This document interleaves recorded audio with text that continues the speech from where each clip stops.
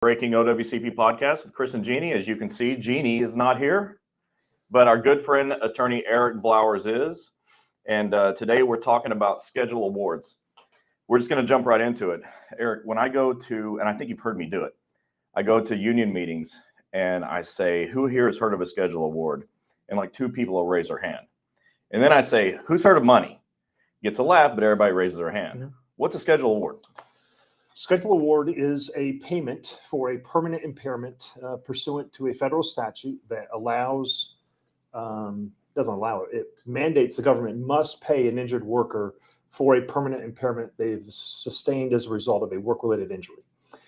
There are certain body parts that are compensable. The body parts that are not compensable for a scheduled award, the big ones, are back, neck, brain, and heart. So let's just stop there. So another thing I say is, if you're looking for fairness in this system, it's not about fair. The spine is not rated, with the exceptions that you'll discuss, but the back is not rated. Yeah, I hate lawyers because there's an exception to every rule. Freaking lawyers.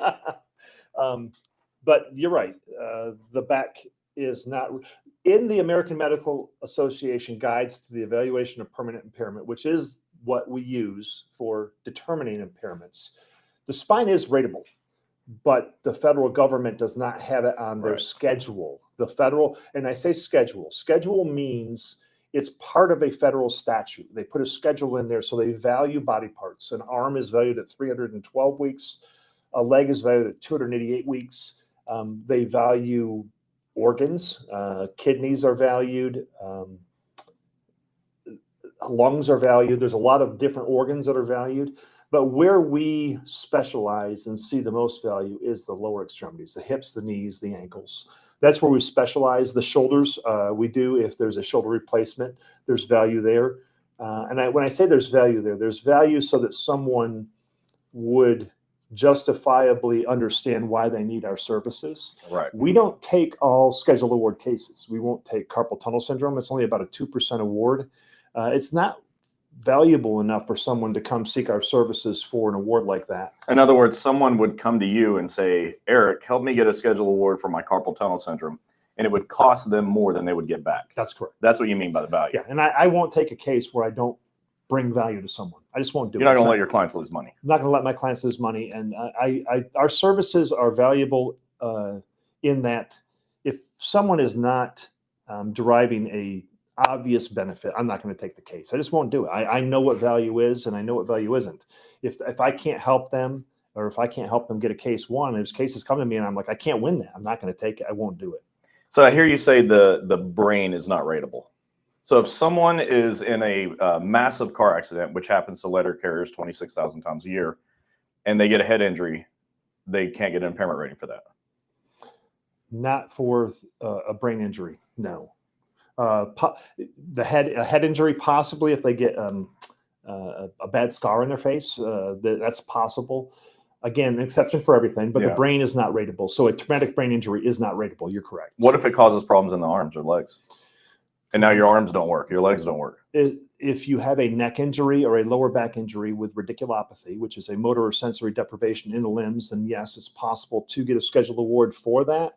That is determined by a EMG or an NCVS study, a nerve conduction velocity study, that could possibly result in a scheduled award for those body members. However, what we see a lot of times is somebody is diagnosed with lumbar radiculopathy. Yeah.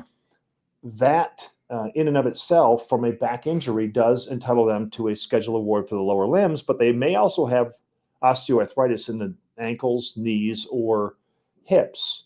We can then get them a scheduled award for the ankles, knees, or hips because a body member is rated as a whole on the date of impairment rating. So once you have a covered body member as an accepted condition, you can get a scheduled award for that, even though it may not be related to your original injury. So are you saying if I have a knee injury, I can obviously get a scheduled award on my knee? Correct. But if I have a deficit in my ankle, you can combine the ankle deficit with the knee, even though the ankle had nothing to do with work. That's correct. Most people have no idea that's a real thing. No, and that's again, it's an exception to the rule. Why everybody hates lawyers. There's exceptions to every rule. But that is true. I look for value. When someone calls me and says, hey, I had an example. I had a call today with a lady who has bilateral osteoarthritis accepted as a claim. And she says her knees are bothering her, but my hips hurt more. Well, she's got bilateral osteoarthritis already accepted. I can get her hips included in that schedule award. Wow. So that's a case I would take because I can add value to it. And she does not know what she's entitled to. She's not going to get it with any other lawyer. 99.99% of lawyers in the country are not going to understand how to get her the value. So I would take that case because I know I'm going to bring her money that she would not get otherwise. Well, and also the doctors don't know that. I've been working with doctors since I was a little boy. Mm-hmm. And it was not until I met you that I heard that. Well, it's a little known provision of the Federal Employees Compensation Act that and OWCP, the U.S. Department of Labor, is gracious enough to allow that to take place. Yeah. We know the rules inside and out. We do today. They're getting ready to change a little bit, we think. And we have to learn it. But again, nobody else knows this stuff like we do. And we do know how to drive value. So I'm trying to think of what questions people ask me all the time on impairment ratings and schedule awards. And the most common one is, how much can I get for blank? So I have a knee. How much can I get for my knee? How much can I get for my shoulder? It depends. Osteoarthritis, knee, bone on bone, is generally a 50% rating of the lower limb. When you start taking, and I've seen this, where 50%? 50% of 288 weeks. So it's 144 weeks of your pay rate, date of injury pay rate, or date of last exposure pay rate. So we get people that come in with a date of injury of, say, 2012. They'll say, hey, I realized in 2012, I was a letter carrier for 30 years. In 2012, I started to receive treatment for my knees. They began bothering me in 2012, but I stayed on my job. And I had this exact case in an individual out of Georgia right now. He stayed on his job, and he's still working his job. Been there for 29 years now. So what pay rate is he paid at? The date of injury in 2012 or his date of last exposure, which is today? He's still working. So his pay rate, which is a very important factor in the determination of how much money you get, is today, which is a higher pay rate than he was receiving in 2012. So we look at a lot of factors. And when somebody comes to me with a case, my mind is going in 10 different directions because I'm thinking date of injury, date of last exposure, date of last pay raise. There's a lot of factors that go into it because I'm trying to maximize value. That's my job, to maximize value for a client. So I'm sorry, what was the question? I got on a tangent. The most common question that I get is, how much money can I get for a certain body part? So the leg is at 288 weeks and the arm is at 312 weeks. Those are the two I deal with the most. But it seems like most clients who come to us have multiple issues that they're dealing with, especially with postal workers, federal agents. So a lot of federal agents come to us with shoulder, hip, knee, ankle, elbow, wrist. I mean, we see it all. Yeah. So we're trying to get one part of the arms, one part of the legs accepted, so the entire body member is rateable. There also comes into play combined values chart in the American Medical Association guides.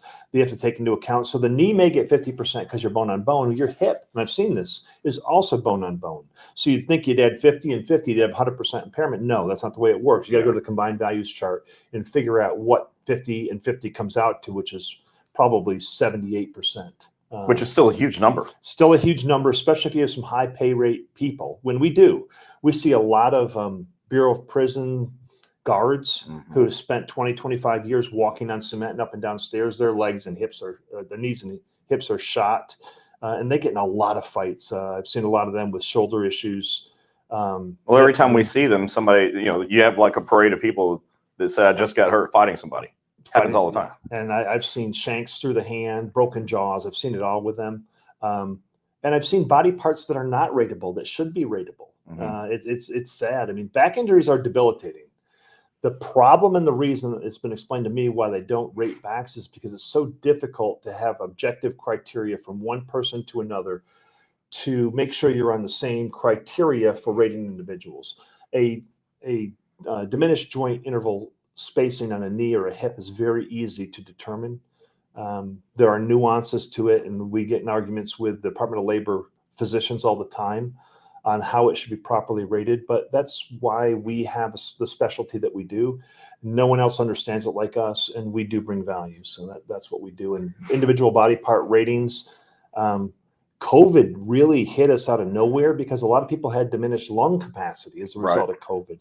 A lot of those people were postal workers who still had to deliver, BOP employees who still had to work. A lot of federal employees couldn't take time off. Well, they were essential workers. Essential workers, Right. and they were seriously injured and have lifelong impairments as a result of those conditions.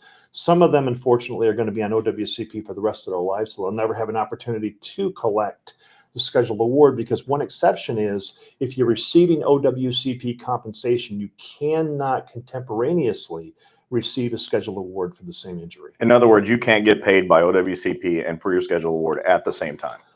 That's correct. If it's the same case file, Right. That's correct. So a lot of times somebody will come to us and say, hey, I'm on OWCP periodic role benefits, meaning they're being paid for a shoulder injury, but they come to us with a knee or hip injury. We're going to start a new case so they can get that dual Right. payment. The other exception to the rule. The other exception to the rule. Well, one of many, yes. So I want to get into COVID a minute, but before we get too far past the knee, it occurred to me that another thing that I learn every time I talk to federal employees, postal employees, let's be very specific, is that the letter carrier by job description walks 8 to 10 miles a day. Mm-hmm. They carry 70-pound packages, 35-pound satchels, so it's a heavy load. They're up and down stairs.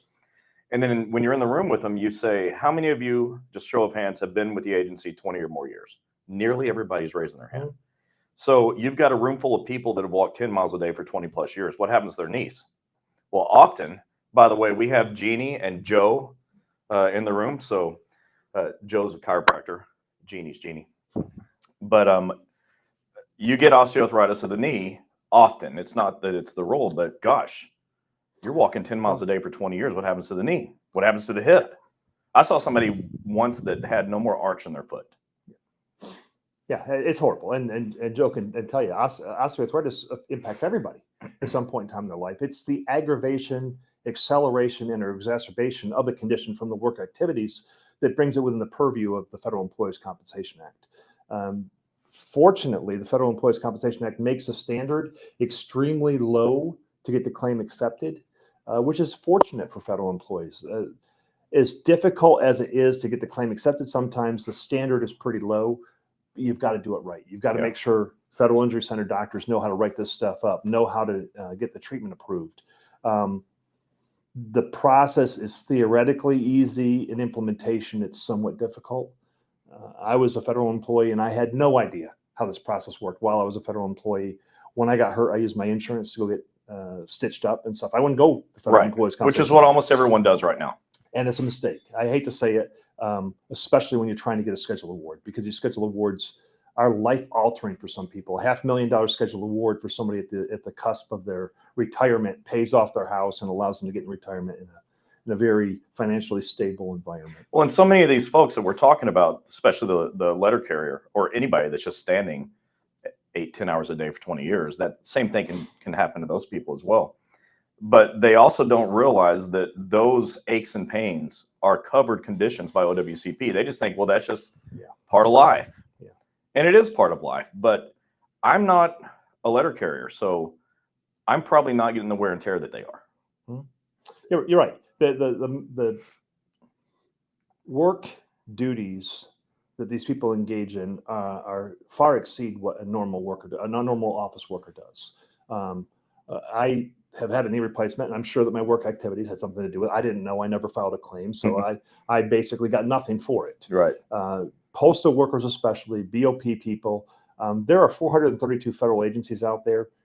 I still once in a while hear one I've never heard of before, but the physical duties that these people engage in are out of this world. I mean, it really is, some of the things they do. And it's the repetitive nature, even up and down from a desk all day, can impact, exacerbate, accelerate a condition, and then it's compensable. So let's connect that CA2 condition, the letter carrier who's walking 10 miles a day for 20 years. That's a CA2 most of the time. They don't realize that that's a covered condition, that they can actually file a claim on it.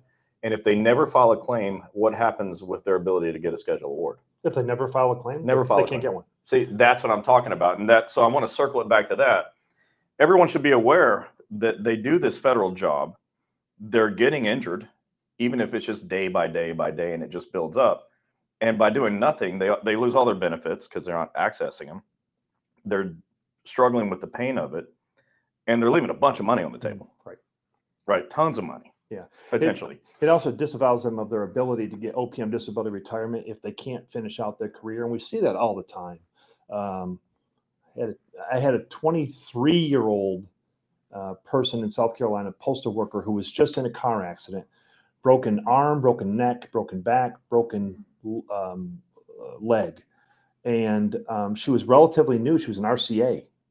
Yeah. So she's not even entitled to OPM disability retirement because she's not been on 18 months as a regular employee. She's got an attorney who does, I hate to say doesn't know what he's doing, but he's not an OWCP attorney. Right. They're not all created equal. They're not all created equal. And I get calls all the time from personal injury attorneys who want us to associate in cases. That makes it very difficult because they've usually not done some things correctly from the beginning, which impacts this person. But this poor lady, now she's going to be entitled to some scheduled awards. They're going to be minimal, but what's more important to her are the benefits she can derive for the rest of her life.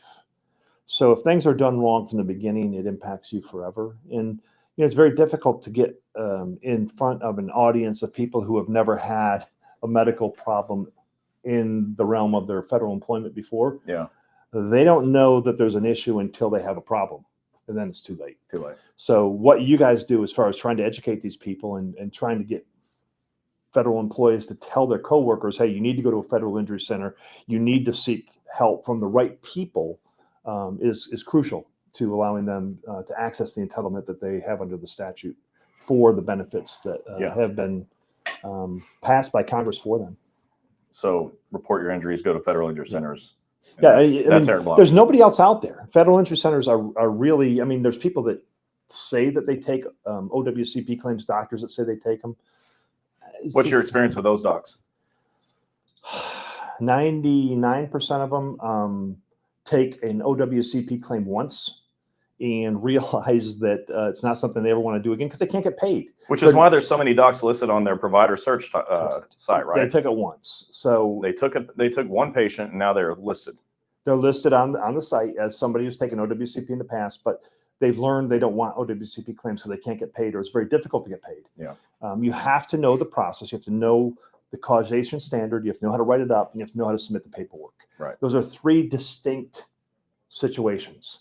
I find it oftentimes, and especially in rural areas where there's not a federal injury center around, I'm trying to educate a physician's office on how to properly write something up and get it submitted. Now, when it comes to rating exams for schedule awards, it's an entirely unique process that, again, 99% of doctors in this country, is that Joe? Joe, is that accurate? 99% of doctors probably never do a rating exam? Is that? Certainly not a 6th edition exam. It's a big number because they say I don't do that, and they refer to someone else, typically an orthopedist who would do it. Yeah. Well, and orthopedists don't do some of these exams. Like a pulmonologist is needed for a lung condition, or if even organs, sexual organs. An orthopedic is not the person for that. And I've seen those type of cases where somebody has lost a kidney, somebody has lost part of a lung or whatever. I would have a hard time finding a physician to do that. Now, I could help the physician get through it because I understand the 6th edition, but there's even parts of the 6th edition that I would have difficulty with. So you can't expect a physician to understand them. Okay, so I said this. I had no idea we we're going to go down this path, but COVID. What are you seeing? COVID's still like the newest disease that we have. We're still learning about it, finding out new things about it. But as it applies, we're talking about schedule awards. Mm-hmm. What are you seeing with the way COVID is, Here's the problem with COVID. The people that had extremely horrific COVID cases, and there's a lot of them out there. I've got one in a very rural area of North Carolina who will never return to work. But he's on OWCP forever because he can't work. Mm-hmm. So his entitlement to a scheduled award does not exist because he's on OWCP compensation. But let's say hypothetically it would. How would it work? How do you get a scheduled award for COVID? You have to have a pulmonologist, pulmonary functional test, PFT. A pulmonary function test to see what the diminished capacity of the lungs are. And based upon that, you could apply for a scheduled award with a rating exam based upon the pulmonary function test. So There is a way to get the schedule award for that. But again, everybody I've seen with long COVID is on OWCP, long-term disability compensation. If you want to apply for the schedule award, which you can do, if you die from the condition, then you get your surviving representative can receive the schedule award. How many weeks is a lungs worth? I don't know. Yeah, you didn't know. I don't know. I think it's 156. For everybody that wants to know, you can just Google schedule award chart, OWCP schedule award chart, and it'll be like the first thing on Google, and you can look at this chart that Eric's talking about. I think it's 156 per lung, but pulmonary function tests are 2 lungs. So if you got a 10% deprivation, then you have a 31.2 week schedule award because it's 2 lungs. 31.2 weeks times. It's 15.6 times 2. Times your regular salary. Times your regular salary, based upon either a 75 or 66 2/3% rate. Right. So again, there's no easy way to calculate this stuff out. Date of injury, pay rate comes into play, as does date of last exposure. A lot of people are disappointed because they're on OWCP for a number of years when they get their schedule award and they've not gotten their step increases. It's frustrating. I understand that. That's the way the system is. You just have to take it for what it is. But the good thing is these schedule awards are tax-free. So you don't have to pay taxes on the money you get from the government. So let's talk money, because this is what really gets people going. What are the top 5 schedule award amounts you've ever gotten for your clients? 5? Yeah. How much? You don't have to tell me who they are or what they did unless you want. One of them was $680,000. 680,000. Another one over 600,000. The one yesterday is over 500,000. But I'll say our average schedule award is $149,000. That's our average. That's unreal. So I had no idea what you were going to say. I was about to ask you, what would you say the average is? I would have never guessed it would be that much. 149. It was like 3 times more than what was in my head. Well, most people that we take their case, they have significant knee and hip issues. Once you have osteoarthritis, it doesn't go away. If you get the knee or hip replacement, that changes everything, because that goes, if you're bone on bone, it's a 50% schedule award. If you get the replacement, it's generally a 25%. Really, the award gets worse with a replacement if they cut your bones out. Yeah. Yes and no. If it's a bad result or you have a diminished range of motion, it can be higher.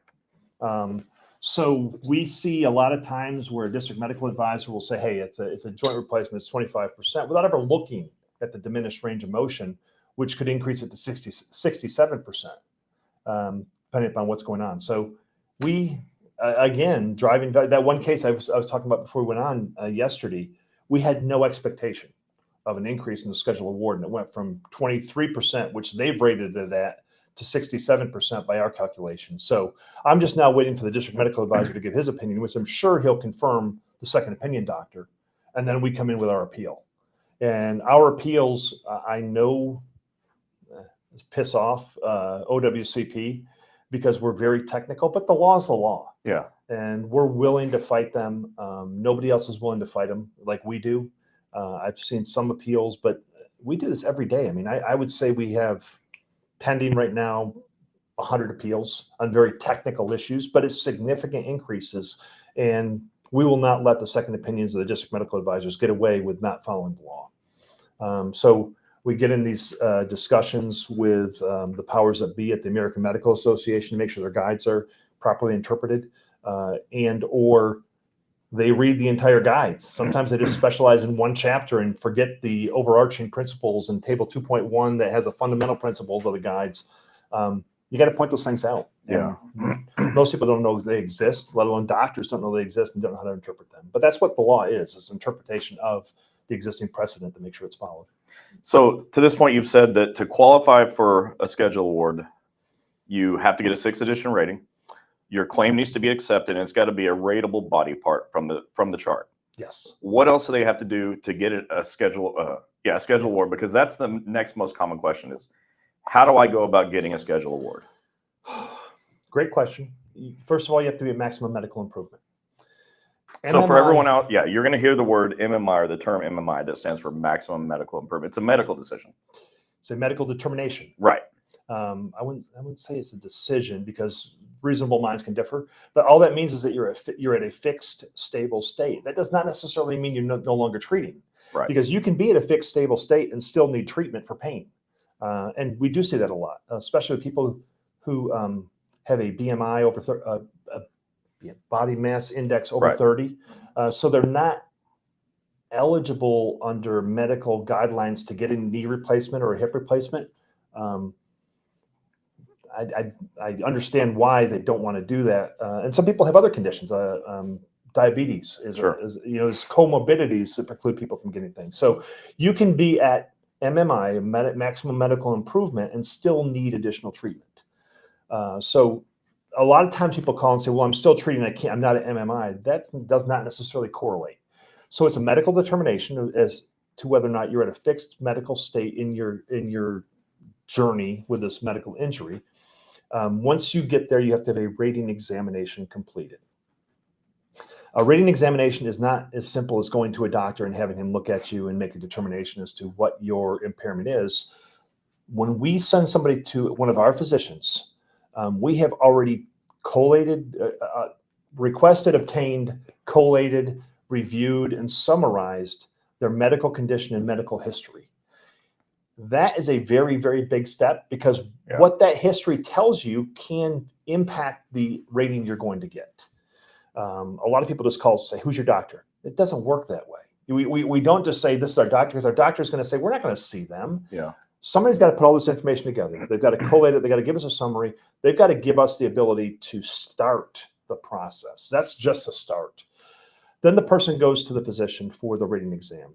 Range of motion is taken, and it's not one range of motion, it's multiple range of motions. A good rating exam, hour or two, by a doctor, if he's going to take his time and do it right. I've seen upwards of 65 or 66 different range of motions for lower extremity determinations. A lot of times doctors will come in and you'll say, I need a rating exam of my knee. They'll look at the knee, they'll give a rating exam for the knee. Never look at the ankle or the hip, which leaves money on the table. It drives me flipping crazy when I see a rating exam come in where they just look at one part of a body member, body member being a leg or an arm that we're trying to get a rating for. And I see it every single day with doctors who either don't know how to properly rate, are too lazy to properly rate, or are trying to get it over with and get the person out the door by charging them the least amount of money, thinking that they're doing everything they need to do when they're not. So the rating exam itself is a very, it takes us months to do a rating exam. We have someone who requests all the medical records, who collates all the medical records. We have someone who schedules it.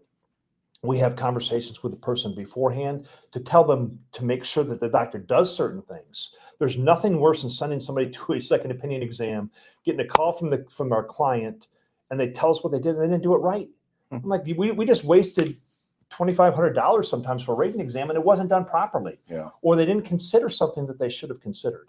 So where we bring value is ensuring that the rating exam is done correctly, all the medical evidence is properly communicated with the physician's office and the physician. And we go back and forth with the doctor. The doctor will give us a preliminary report. We'll ask the doctor if they consider this or that. And the way it's written up is very important. If it's not written up properly, the district medical advisor who's going to review it at OWCP is not going to properly calculate out what or concur or disagree with the rating physician. So this is not as simple as just saying, hey, I'm at MMI, I went and got a rating exam, and I want my rating paid. I've said often, I've told you, Chris, I could spend an entire career out of just going over rating exams that people have gotten paid on before and increasing their scheduled awards significantly. So that was going to be my next thing. It's more of a comment than a question, because you said that you frequently get people who come to you, they've already had their award, and then you find a lot more money that was just left out there that they didn't know how to get. If you've had a hip or knee replacement and you've gotten a scheduled award, I would say in 50% of those cases, I can just look at the rating exam you got and increase it significantly because it was done wrong. And it's nothing against the doctors. I mean, it's kind of like a physician who's doing surgery on you. Do you want somebody who has a degree who's legally authorized to do the surgery? Do you want somebody that's done it 100 times? Right. I want somebody that's done it 100 times. Yeah. Just because they're capable, just because you went to an attorney to get a rating exam done, does not necessarily mean it was done right. You've got to have someone who specializes in that, and that's what we specialize in. We've got 4 attorneys who do nothing but rating exams for scheduled awards. And again, I've told people, and I've had attorneys come to me, can you teach me how to do this? No, it's going to take a year and a half of my full-time attention just to teach you how to do this. And you have a lot of clients you got to deal with in that time. I don't have the time. I don't have the time. We bring on sparingly. We've got 4 lawyers. I'm going to bring on 1 more next year, but he's been working with me for 2 years now. He's in law school. I'm teaching him how to do this right, and he'll come on and he'll learn it our way. Yeah. And again, I'm sure we're going to talk about it. There's a big change coming in with regard to schedule award acquisition. So you've got to do it right from the beginning. It's a team process with the physicians we have on board. And I know I've told federal injury centers it's not a moneymaker for you guys to do rating exams. I'm concerned that they're not going to be done right because you have so many people across the country and they're so technical to do. The easy ones are carpal tunnel syndrome. It's 2%. I can tell you right now, if you got CTS in each arm, it's 1% per arm. It's 2%. Right. If you have a rotator cuff tear with a bicep tendon tear and probably a slap tear, a superior labrum anterior to posterior tear, it's probably 12% rating. So I can, if you just tell me what your diagnosis is, I can tell you what the rating is going to be. Yeah. But when this changes with the change from the 6th to the 5th edition, I can't do that any longer. We were talking about it this afternoon here in the office, what we're going to have to do when this changes. And what's going on is OWCP. Yeah, explain the change that's coming. OWCP has been proposing for a while, and this is based upon Director Chris Godfrey, who's the director of OWCP, coming from the state of Iowa, where they use the 5th edition. The 6th edition was implemented in 2009, and the U.S. Department of Labor went to that as a standard for schedule awards. They're changing it so that you can use the 5th or the 6th edition. So what that means is you're going to have to get. Let me pause you. For everyone out there that doesn't speak medical, the 5th edition and 6th edition essentially look like textbooks. Oh, they're textbooks. I wish they are. We're literally talking about textbooks. 600-page textbooks for each of them. We're going to have to rate it under the 5th edition and under the 6th edition, and the claimant is entitled to the higher of the 2. So now the doctor's got to be an expert in the 5th and 6th, and they're already making mistakes just with the 6th. Yes, but doctors have more experience with the 5th. Yeah. And the 5th is generally a higher rating. Is that fair? It is. However, in order to make the determination as to which is going to be a higher rating, I've got to see the range of motion determinations from the physician. And again, it's going back and forth with the physician and discussing with the physician. You've got to have a physician who's willing to talk. Most doctors, I think, God bless them, because when you need them, you got to have them, have a little bit of an attitude, and they don't want to hear from somebody else that there's a different way to consider something. So we have physicians that we use regularly and we go back and forth with, and they're willing to listen to us. And that's all I say, listen to what our position is. They still have to make medical decisions. They have to make the decision. It's their name that's being signed on the paper. So I fully respect their ultimate authority and decision-making process.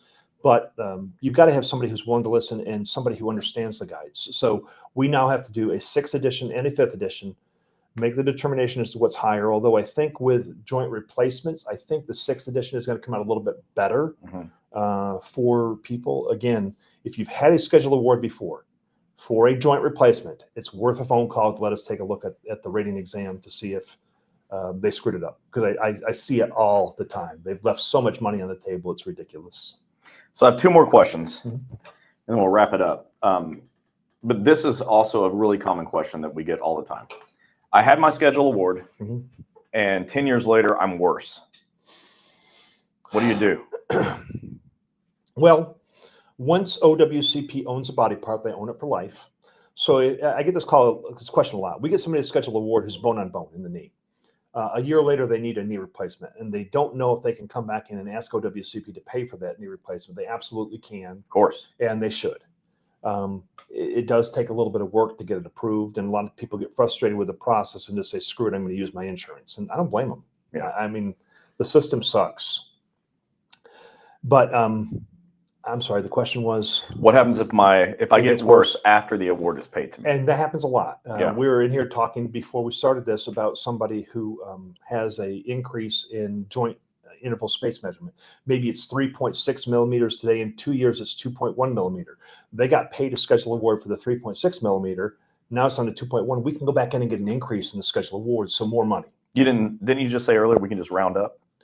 Rounding is not something that it's not a good topic right now. We're right on that; they're wrong. But honestly, the people at OWCP and Chris Godfrey, the director, he often tells us claims examiners that oftentimes the claimant's only representative is the claims examiner. So claims examiners have to be compassionate. It's a non-adversarial process. I say that with in tongue in cheek because a lot of times I find it adversarial, but it's supposed to be non-adversarial. And these claims examiners are supposed to be helping people. They have 400 to 500 cases. They can't put the time and effort they need into each case. So people need representatives who understand this process. And I mean, I'm friends with a lot of claims examiners. I think that they're good people, but they're overworked, and a lot of times they don't have the experience level they need. It's no negative reflection upon them. They just don't have. They want to do a great job. I mean, the couple that I know are really passionate about doing a great job. They are, and they just don't know the process. And I got in a rather, I don't want to say heated, but interesting discussion yesterday with a claims examiner supervisor who was trying to tell me that I can't have two bases for causation, an aggravation and direct cause. And I'm absolutely you can. That's exactly what the statute says. And I got frustrated. I said, just deny it. Deny it. So I can appeal it and get it to a higher authority and show you that you're wrong. Right. But you've got to know when to do that. A poor claimant who's sitting in that situation has no idea how to deal with that issue and no idea how to appeal it, what the best appeal option is, what the quickest way to get paid is. I see people all the time who are literally relying upon family members to put food on their table because they're not getting paid. You guys see it all the time. It's sad. We just met somebody who had to move back in with their parents. Oh, yeah. Yeah, it's very sad. Yeah. We see it all the time. And if federal injury centers weren't out there, I know OWCP doesn't necessarily like federal injury centers because you guys know how to get claims accepted, but it is what it is. I mean, that's the system that's out there. You're following the law, you're following the procedure. And I just, in this transition from the 6th edition to including the 5th edition, they're putting provisions in there that are right in line with the business model of federal injury centers, that you can now go to a PA or a nurse practitioner to do the rating exam so long as it's signed off on by a physician, which is exactly what your business model is. Yeah. They're realizing that they cannot get doctors across the country who are willing to take OWCP cases because of the complexity. OWCP, Director Godfrey has gone out there and tried to get insurance plans to include federal workers. They want nothing to do with it because they know how difficult the process is. And even if they did, for some reason, say, okay, we'll take OWCP patients, they would discontinue it in a month because it's so difficult. For sure, no doubt about it. So I always say that for the however many offices we do have, at any given time, I never know. There was at least 100 that said no. For every one that said yes, there's another 100 that said no, I don't want to touch that. And that's the problem. There's whole states with no doctors. Alaska is one. Alaska has no federal injury doctor. Anywhere in the middle of the country, there's nobody. I know. You can go multiple states and not find a single doctor. And I get the calls all the time, especially when people are in accidents, because you've gotten the word out, hey, you need to talk to somebody who's a federal injury specialist, a federal injury attorney specialist. They've got an attorney who's desperate for help. And I have them all the time give the case up. Here, you take the case. I realize and recognize that the better benefits this person is going to receive are lifetime benefits from OWCP rather than a quick settlement on a PI case, personal injury case. So we end up with those all the time. But then the problem is finding somebody to treat them. Yeah. Because there's nobody in that state that will treat. That's now right. I'm literally helping physicians write the medical reports based upon their findings to appease OWCP to get the claim accepted or to get the claim expanded or to get the surgery necessary for the person to get better. It's difficult. It's a difficult job, and that's why I've specialized. It was too much to try to do everything. Schedule awards, it's palatable to me to send somebody a bill because they're getting a benefit and they recognize the value of our work. Again, the average award is $149,000. Our average bill is about $19,000, so it's about 12%. In the state workers' compensation arena, attorneys take 25%. Right. So we're taking less than half of what a state workers' compensation attorney takes. The difference is we get paid by a client. In the state system, the attorneys get paid and then pay the client. So there's a trust issue both ways. We trust the clients to pay us. The clients trust us for our ability to get them better benefit. Well, correct me if I'm wrong, and I think some of your air quote competitors do what I'm about to say. Is correct me if I'm wrong though. You are by law not allowed to take a percentage, right? And I still hear of some lawyers taking percentages. Well, so you're not even don't- allowed to. Don't conflate that with a maximum percentage. So we will not take more than 33% of what we get somebody. So I can have a case where I put $50,000 worth of work in, but the person only gets a $60,000 scheduled award. I will not take more than 33% of any benefit we get. So you cap it. I cap it at 33%. Sometimes people conflate that with you're taking a third. I'm not taking more than a third. Right. But yes, you are right. There are certain people out there, and it's not a matter of ill intent. It's a matter of uneducation by some attorneys. I see personal injury attorneys say, "I'm going to take a third of the case." Well, they're used to it. That's what they do. And they get a scheduled award and take a third of it. So yeah, it's Right. illegal, and it's personal liability for the attorney, and plus it's malpractice. Yeah. So, but I mean, again, there's nobody that does what we do. We are the only firm in the country that specializes in scheduled awards. I love the arena we're in. I love helping people. I love getting them money. Okay, so I'm going to shove this question in, and then I'll ask my last question. Because this happens all the time too. I'll have somebody say, "Can you get me in touch with Eric?" And they're represented by somebody else already. So explain to people why you will not help those people at that time. Attorneys are licensed by states. I'm licensed in North Carolina. I'm licensed in Ohio. I'm not active in Ohio. I've been gone from there for a long time. But we have certain rules we have to live by. One of those rules is that if a person is represented by another attorney, I cannot even talk to them about their case. What could happen to you if you did? Well, it invades upon the purview of the attorney-client relationship, and I will not do it. If somebody calls me and says, "Hey, I have a lawyer," I'm like, I can't talk to you. I'm sorry. I will not violate my rules of ethics for a case. There you go. So it is what it is. I am glad to talk to another attorney, and I do often. I get calls from attorneys all the time. "Hey, I've got a case. It's partially federal workers' compensation." And I will try to talk the attorney through what they need to do. And I'll tell them outright, "You can't do this. It's too much. It's difficult for me. It's impossible for you." So I won't talk to them, basically is what it comes down to if they tell me they're represented by another lawyer or anybody in my firm. But you have rules. Bottom line, you have rules and you follow them. Yes. All right, so this is my last question.